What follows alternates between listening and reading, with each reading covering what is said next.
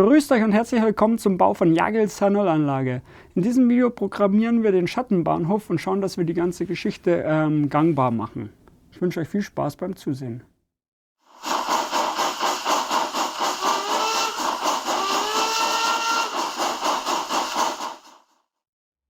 Jetzt fange ich mal an zu programmieren. Und zwar habe ich jetzt hier schon, wenn ich hier drauf klicke, ich blende es oben ein, dann sieht man schon, dass da die Weichenstellung nicht stimmt. Also er müsste jetzt eigentlich nach rechts zeigen, weil die Weiche jetzt nach rechts zeigt, aber es tut es nicht.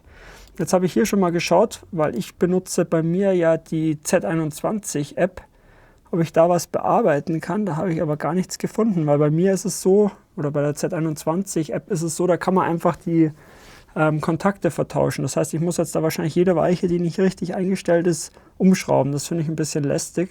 Das ginge sicher auch einfacher. Wenn ihr da mehr wisst, dann könnt ihr mich das gerne wissen lassen. Aber ich weiß es nicht genau. Aber gut, jetzt fange ich mal an. Jetzt schraube ich mal als erstes die Weiche um. Und dann teste ich, ob das passt. Das ist jetzt der 4. Anschluss. Da habe ich jetzt einfach mal die 2 blauen Kabel getauscht. Und jetzt müsste es eigentlich passen. Das probiere ich jetzt gleich mal aus. Gerade, Kurve. Gerade, Kurve. Also es funktioniert. Wenn ich schon dabei bin, dass ich alles ordentlich mache, dann beschrifte ich das auch gleich, dass man dann hinterher weiß, was los ist. Das mache ich von hinten, dass man das dann nicht so sieht.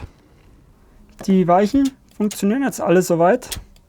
Jetzt und zeigen auch in die richtige Richtung. Jetzt mache ich als nächstes hier die Fahrstraßen. Die habe ich zwar alle schon gemacht, aber die stimmen leider nicht, weil ich ja einige Gleise falsch, oder beziehungsweise einige Weichen falsch gemacht habe. Jetzt muss ich als nächstes hier auf die Ereignisse gehen, dann auf Bearbeiten, Ereignis bearbeiten, dann öffne ich hier unten mit dem Pfeil den Schattenbahnhofsdingens, benannt habe ich sie schon, gehe auf Aufnahme und jetzt fange ich hier vorne an. Das muss auf gerade, das muss auf gebogen, das muss auf gebogen, gerade, gerade, gerade und gerade. So, Aufnahme beenden. Und jetzt müsste theoretisch, wenn ich alles richtig gemacht habe, wenn ich hier jetzt mal alles abändere, ja, das Rumgespringe, das nervt. Dann gehe ich aus dem Bearbeiten raus und jetzt müsste es theoretisch, wenn ich hier drauf klicke, klackern und die Weichen alle hier richtig stellen. Das probieren wir jetzt mal aus. Genau. Und das mache ich jetzt bei allem. So, die ersten Fahrstraßen funktionieren jetzt. Das ist jetzt völlig egal, wo ich hinklicke. Das macht jetzt genau das, was es soll. Gut, jetzt geht's weiter. Dann gehe ich das Thema an mit dem Gleis hier, das nicht mehr funktioniert oder noch nicht funktioniert hat. Und zwar ziehe ich jetzt hier einfach mal ein neues Kabel rein. Und so einfach ist das gar nicht.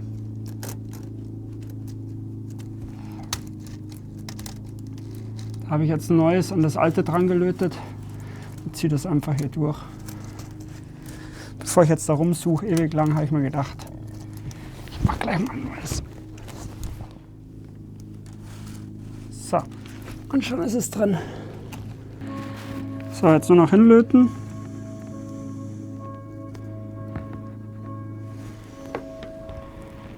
Und dann mache ich die gleichen Checks wie bei den anderen Gleisen.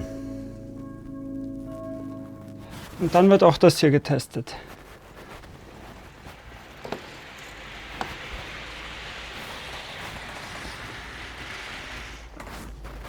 Das funktioniert schon mal. So, und das funktioniert auch wieder nicht. So, jetzt wechsle ich mal die Gleise aus, vielleicht liegt es an denen. Jetzt quasi nach dem Ausschlussverfahren vor. Das Kabel ist es schon mal nicht, das ist frisch. Jetzt kann es eigentlich das Gleis sein oder der Decoder. Und dann probieren wir es nochmal mit Gottes Beistand. So, stehen bleiben tut das schon mal. Ja, und da klackert es immer noch. Also schätze ich mal, dass da irgendwas am Decoder ist. Ist halt jetzt ein Dreck. Jetzt habe ich mal das Gleis umgeschlossen auf die E4. Das hat auch nicht funktioniert. Also auf einem anderen Kanal quasi. Da hat es auch geklackert. Also muss es irgendwo am Gleis liegen. Jetzt habe ich es nochmal rausgemacht.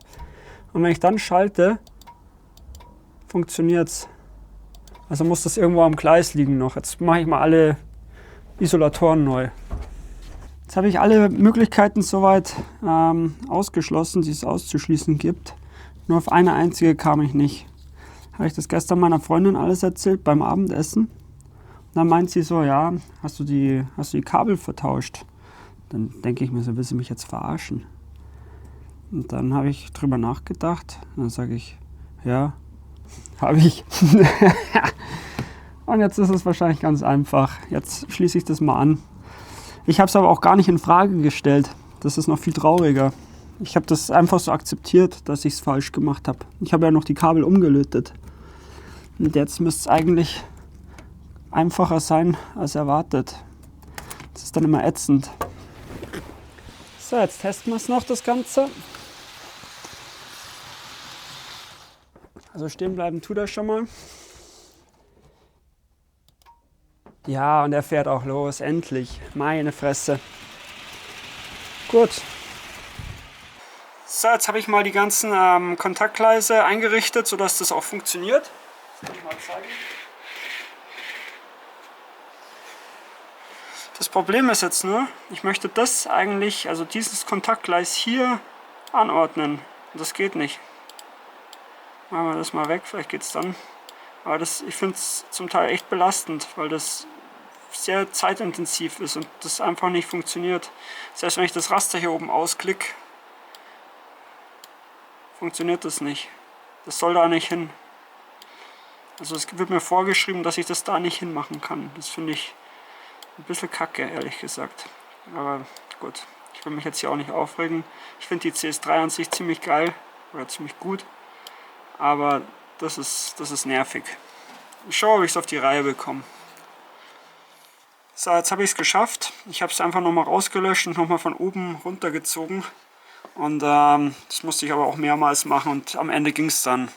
Jetzt mache ich mal die restlichen Kontakte und dann zeige ich euch das Ergebnis.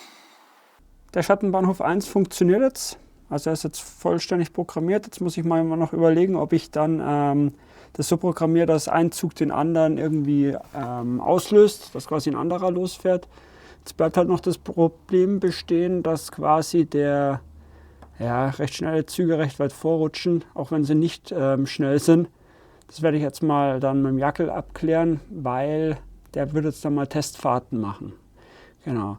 So, jetzt geht es hier weiter. Jetzt mache ich als nächstes die Trennstellen für den Booster 2 und dann starte ich hier mit dem Schattenbahnhof 2.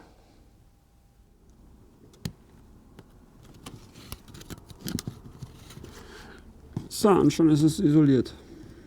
Der zweite Schattenbahnhof ist jetzt auch soweit einprogrammiert. Da fehlt jetzt bloß noch die Kontaktgleise, aber da funktioniert irgendwas noch nicht. Das habe ich noch nicht gecheckt, was da los ist. Jetzt geht es hier weiter. Da habe ich jetzt schon die Codiertabelle. Da brauche ich jetzt die Adresse 100.